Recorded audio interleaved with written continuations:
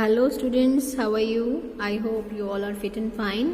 ये स्टूडेंट्स, आज हम लेसन नंबर 3 पढ़ेंगे बुक कृतिका से, जिसका नाम है साना साना हाथ जोड़ी। इसको लिखा है मधुर कांकरिया। ये एक यात्रा वृत्तांत है, यानी जो लेखिका है वो गैंगटोक की यात्रा के लिए गई थी और वहाँ का उसने वर्णन किया कि वहाँ उसने क्या क्या देखा, कैसे कैसे लोग थे, क्या क्या हुआ वहाँ पे उसके साथ और कौन कौन से स्थानों का उसने भ्रमण किया। तो ये है चैप्टर में। साना साना हाथ जोड़ी एक एक्चुअली प्रार्थना है वहाँ की, जो वहाँ के लोग गाया करते हैं, तो उसी पर बेस्ड ये चैप्टर का नेम है। तो मधु कांकरिया क्या कहती हैं? मैंने हैरान होकर देखा, आसमान जैसे उल्टा पड़ा था और सारे तारे बिखर कर नीचे टिमटिमा रहे थे। दूर ढलान लेती तराई पर सितारों के गुच्छे रोशनियों की एक झालर सी बना रहे थे। अब लेखिका वहां की सुंदरता का वर्णन कर रही है। क्या था वह रात में जगमगाता गैंगटॉक शहर था। यानी रात को जो लाइट्स जलती हैं तो ऐसा लग रहा था सारा आकाश तारों से टिमटिमा रहा है और वो नीचे आ गया है। इतिहास और वर्तमान के संधि स्थल पर खड़ा मेहनतकश बादशाहों का वह ऐसा शहर था। इसका क्या मतलब है? मेहनतकश बादशाहों का शहर, क्योंकि वहाँ के लोग बड़े मेहनती होते हैं, जिसका सब कुछ सुंदर था, सुबह शाम रात। लेखिका को वो शहर इतना पसंद आया कि उसका वर्णन उसने कर रखा है। और वह रहस्यमयी सितारों भरी रात मुझ में सम्मोहन जगा रही थी, यानी मुझे अपनी ओर आकर्षित कर रही थी। लेखिका ऐसा कह रही है।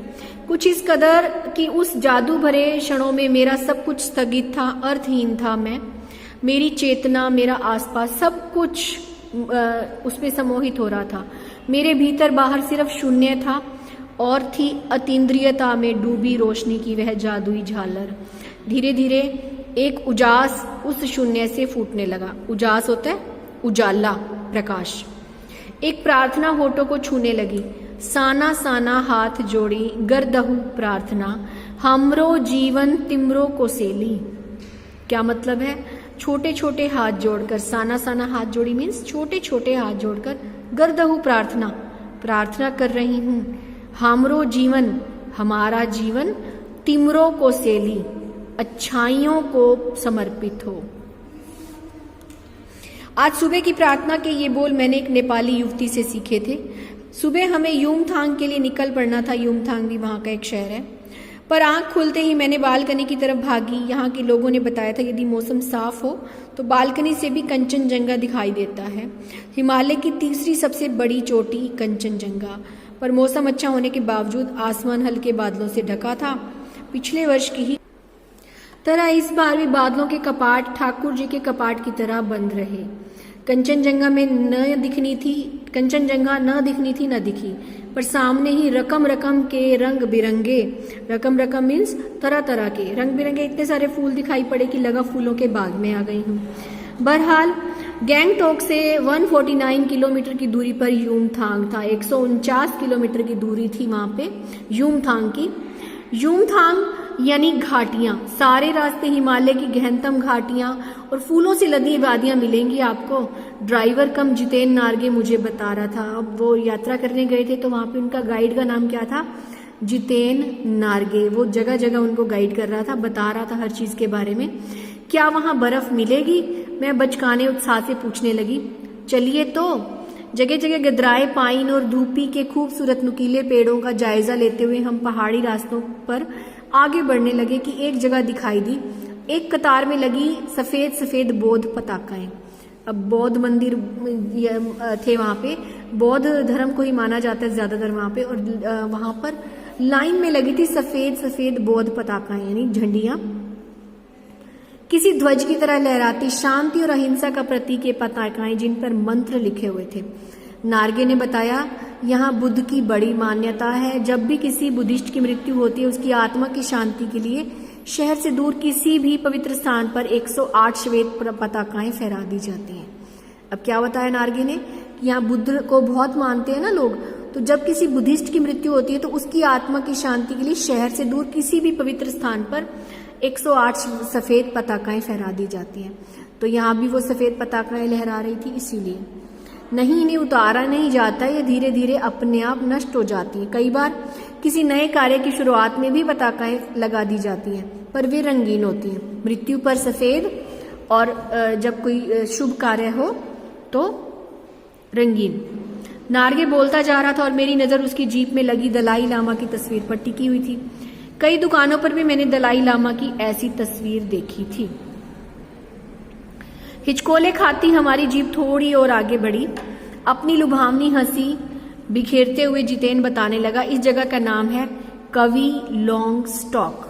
यहाँ गाइड फिल्म की शूटिंग हुई थी। गाइड एक पुरानी फिल्म का नाम है जिसकी शूटिंग यहाँ हुई थी। तिब्बत के चीज के बसमन ने लेपचाओं के शोमैन से कुंजतेक के साथ संधि पत्र पर यहीं हस्ताक्षर किए थे। किसने किए थे? तिब्बत के चीज के बसमन ने लेपचाओं के शोमैन से, जब उनकी कुंजतेक के साथ संधि हुई थी तो उन्होंने हस्ताक्षर किए थे। एक पत्थर यहाँ स्मारक के रूप में भी है। लेपचा और भुटिया सिक्किम की इन दोनों स्थानीय जातियों के बीच चले सुदीर्घ झगड़ों के बाद शांति वार्ता की शुरुआती स्थल था। जहाँ पे जो संधि की बात की गई है ना, उसके बारे में बताया गया है। उन्हीं रास्तों पर मैंने देखा एक कुटिया के भीतर घूमता हुआ चक्र। अब यह क्या? नार्गे कहने लगा, मैडम यह धर्म चक्कर है, यानी कि प्रेयर व्हील।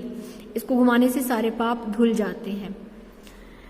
अब उसने एक चक्र देखा जो घूम रहा था, कुटिया के अंदर था, तो नार्गे ने बताया कि ये प्रेयर व्हील है, इसको घुमाने से सारे पाप धुल जाते हैं। क्या? चाहे मैदान हो या पहाड़, तमाम वैज्ञानिक प्रगतियों के बावजूद इस देश की आत्मा एक जैसी है। लोगों की आस्थाएं, विश्वास, अंधविश्वास, पाप पुण्य की अवधारणाएं और कल्पनाएं एक जैसी हैं। अब लेखिका ये सोचने लगी कि भारत का कोई भी हिस्सा हो, वहां लोगों के विश्वास, अंधविश्वास एक जैसे हैं। लोग मान्यता रखते हैं कि ऐसा पाप और पुण्य होता है। रफ्ता रफ्ता ऊंचाई की ओर बढ़ने लगे। रफ्ता रफ्ता मन से धीरे धीरे।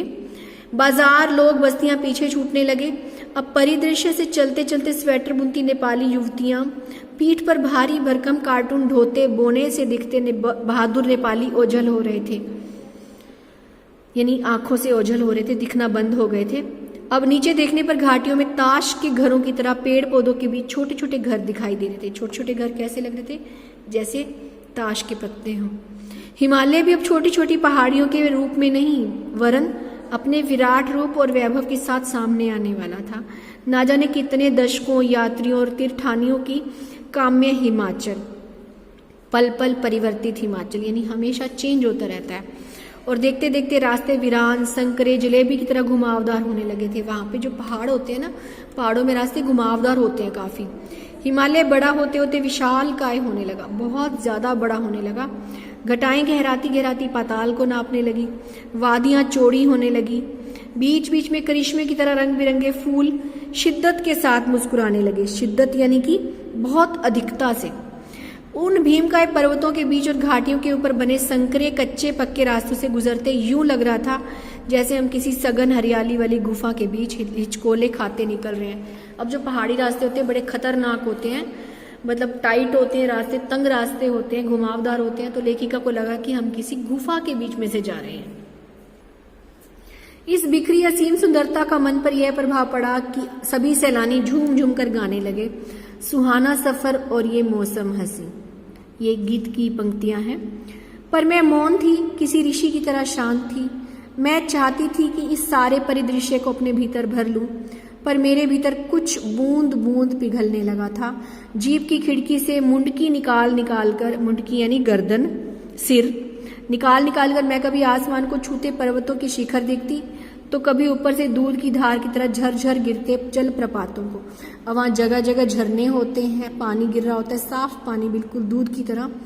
तो कभी नीचे चिकने चिकने गुलाबी पत्थरों के बीच इठला कर बहती चांदी की तरह कौंद मारती तिस्ता नदी को। तिस्ता नदी वहां की नदी है, पवित्र नदी, बड़ी फेमस नदी है तिस्ता नदी। तो लेखिका को जगह जगह एक या तो जलप्रपात दिख रहे थे जिसकी धारा दूध जैसी थी, या इठलाकर चलती नदी तिस्ता नदी। सिलीगुड़ी से ही हमारे साथ थी ये तिस्ता नदी, पर यहाँ उसका सौंदर्य पराकाष्ठा पर था। यहाँ सबसे सुंदर लग रही थी। इतनी खूबसूरत नदी मैंने पहली बार देखी थी। मैं रोमांचित थी, पुलकित थी, एक्साइटमेंट थी लेखिका के मन में, चिड़िया के पंखों की तरह हल्की थी। अब ऊंचाई पर जाने पर हमारा वेट जो है कम लगने लगता है।